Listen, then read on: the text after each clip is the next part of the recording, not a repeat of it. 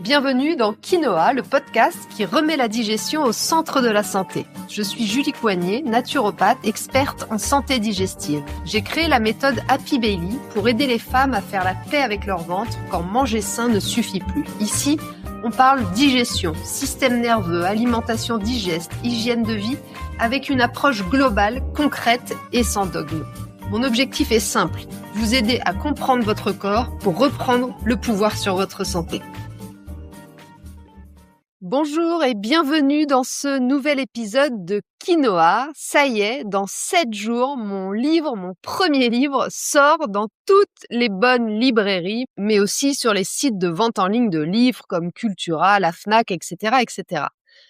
Ce livre, Manger digeste, la méthode pour retrouver ventre apaisé, énergie et vie légère, sort aux éditions Michel Lafon. Et plus la date approche, plus je dois vous avouer que je sens qu'il y a quelque chose que j'ai besoin de vous dire. Alors, je ne vais pas vous faire le résumé du livre, je ne vais pas non plus tout de suite vous donner les grandes idées du livre, ça ce sera pour l'épisode de la semaine prochaine.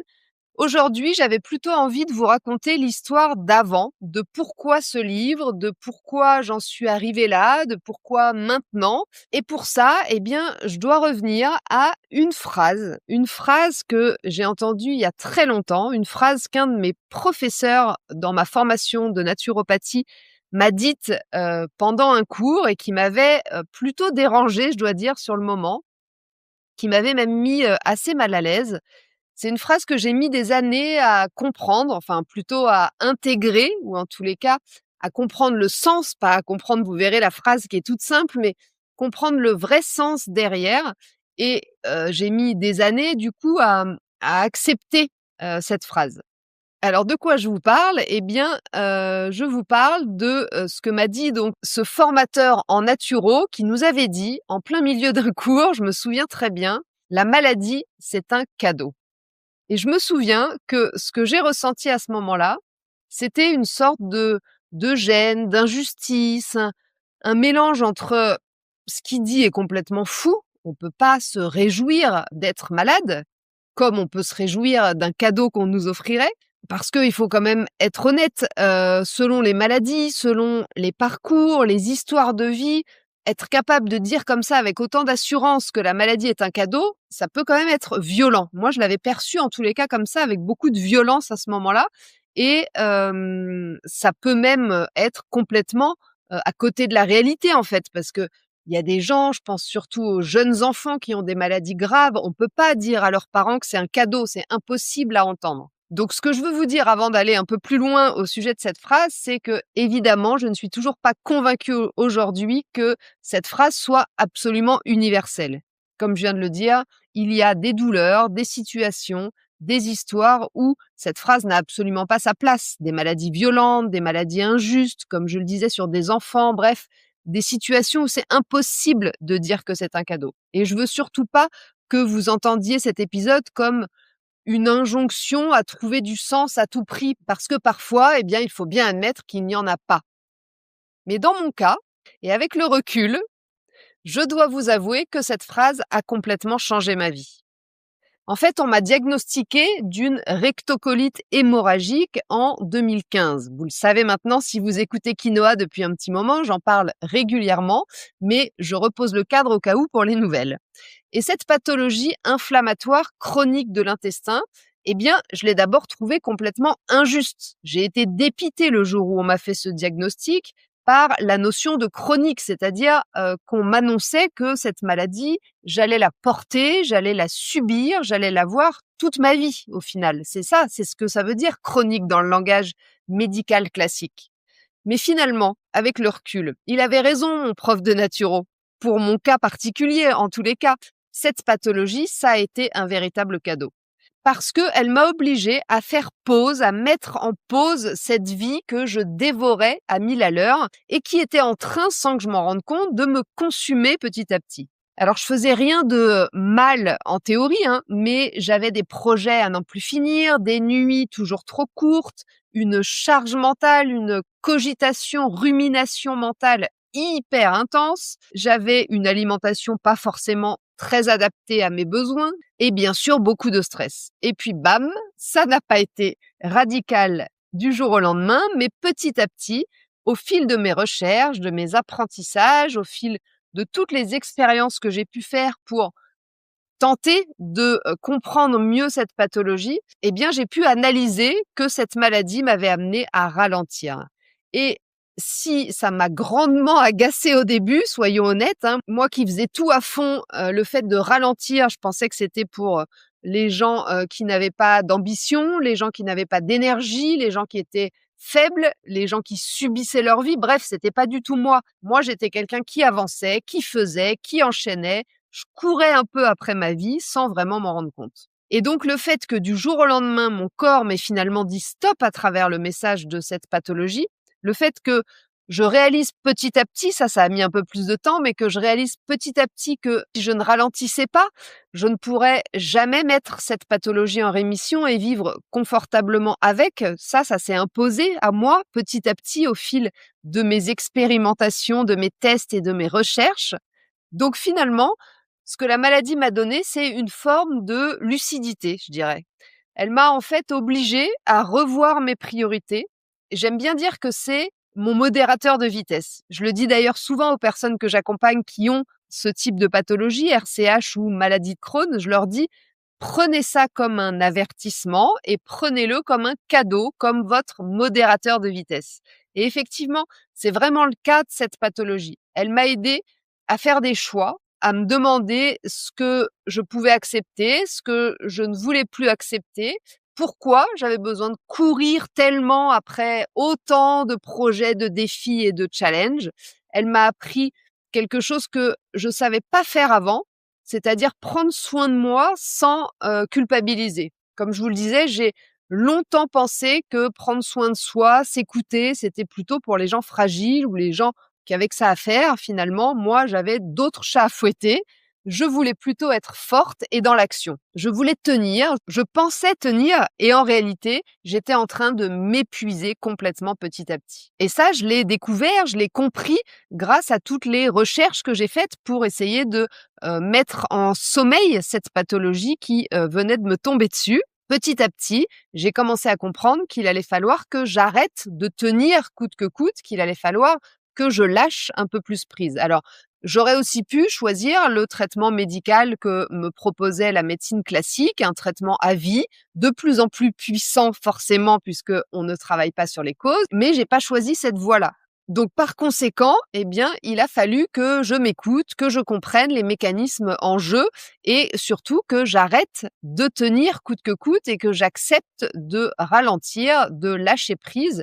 Et finalement, eh bien, c'est à ce moment-là que j'ai vraiment commencé à vivre grâce au déclic finalement causé par ma pathologie. Forcément, ça a complètement transformé ma vie personnelle, mais professionnelle aussi. Au début, j'étais une naturopathe plutôt généraliste. D'ailleurs, j'avais absolument pas envie de me spécialiser quand j'ai commencé parce que j'avais envie d'aider un maximum de personnes. Donc, je touchais un peu à tout, je répondais à toutes les problématiques, mais au fond, j'étais pas encore vraiment alignée. Et puis, il y a eu cette pathologie et surtout, il y a eu ma rémission. Et là, c'est devenu comme une évidence. La digestion, le ventre, le lien entre ce qu'on mange, ce qu'on digère et ce qu'on ressent, le lien entre le système nerveux et le système digestif, tout ce que je mettais petit à petit en place dans ma vie, j'avais absolument envie de le transmettre et de le partager puisque je voyais que j'avais des super résultats sur moi. Donc tout s'est éclairé au fur et à mesure et je ne me suis pas positionnée, comme on pourrait dire en marketing, dans une niche, volontairement que j'ai cherché absolument à trouver. Je me suis finalement reconnue dans ce positionnement petit à petit, encore une fois, au fil de, l'expérience et de tous les tests que je menais sur moi. Et quand tu accompagnes quelqu'un depuis cet endroit-là, depuis cet alignement que tu vis, que tu ressens, eh bien, finalement, tu parles pas de théorie, tu parles de quelque chose que tu connais, de quelque chose que tu as vécu dans ton corps, dans ta vie et c'est ça qui fait toute la différence. C'est ça qui fait que depuis, j'aide tant de femmes à faire, elles aussi, la paix avec leur ventre grâce à ma méthode Happy Belly. Et puis, il y a quelque chose d'encore plus subtil, plus difficile à expliquer, mais qui a toujours été là. En fait, j'ai toujours su que j'écrirais un livre. Alors, ne me demandez pas pourquoi, comment, je ne sais absolument pas l'expliquer, mais je savais, et d'ailleurs, je l'ai toujours dit autour de moi. C'était pas non plus un objectif en soi, c'était pas une ambition construite, un élément stratégique de quoi que ce soit, c'était juste une certitude que j'avais au fond de moi, complètement silencieuse, mais je savais qu'un jour j'écrirais un livre comme quelque chose qui devait arriver, qui arriverait. Mais pendant longtemps, pour être complètement honnête avec vous, je ne savais absolument pas sur quoi j'allais écrire ce fameux livre. Et j'y pensais pas non plus tous les jours. Je cherchais pas toute la journée à me dire sur quoi je vais écrire un livre, sur quoi je vais écrire un livre. Mais par contre, un jour, c'est devenu une évidence. Après des années à expérimenter, comme je vous le disais, pour mettre ma pathologie en rémission, des années à continuer à me former, des années aussi à accompagner en cabinet, puis à travers mon programme Happy Belly. Après plus de 3 ans à enregistrer des épisodes de podcast chaque semaine, finalement, c'est devenu une évidence. J'ai plus eu besoin de chercher. Ma vie et ma maladie étaient déjà en train d'écrire l'histoire à ma place. Et donc, ce jour-là, c'est devenu évident. Ce que j'avais observé sur moi, ce que je disais toute la journée aux personnes que j'avais la chance d'accompagner, je devais le mettre dans un livre pour toucher encore plus de personnes, pour soulager encore plus de ventres en vrac, en galère, pour redonner les clés de la santé à toutes ces personnes, comme vous peut-être, à qui on n'a jamais pris le temps d'expliquer, qui pensent bien faire mais ne se sentent toujours pas vraiment bien connectés avec leur ventre et leur corps, même dans la globalité. Ces personnes qui ne comprennent pas pourquoi, qui subissent leur ventre et leur corps au lieu finalement de profiter de la vie avec légèreté et d'avoir toute l'énergie possible pour vivre leur meilleure vie. Donc mon livre Manger digeste, eh bien, c'est ce livre-là. C'est celui que je ne pouvais pas ne pas écrire. C'est celui qui est né d'une rémission qui s'est transformée en véritable mission de vie. Et je vous le dis vraiment comme je le ressens, ce livre, je l'ai pas créé de toutes pièces, je l'ai laissé émerger et finalement, un jour, il est apparu à moi sans aucun doute. Je savais que ça y est, c'était ça, que c'était maintenant et que c'était ce livre que j'allais publier. Alors, j'ai contacté différentes maisons d'édition pour leur proposer mon projet et quand elles ont toutes répondu favorablement, j'ai été d'abord très honorée, mais finalement, j'ai pas été aussi surprise que ça non plus parce que je savais que ce livre devait et allait voir le jour. C'est assez fou, ce que je vous raconte.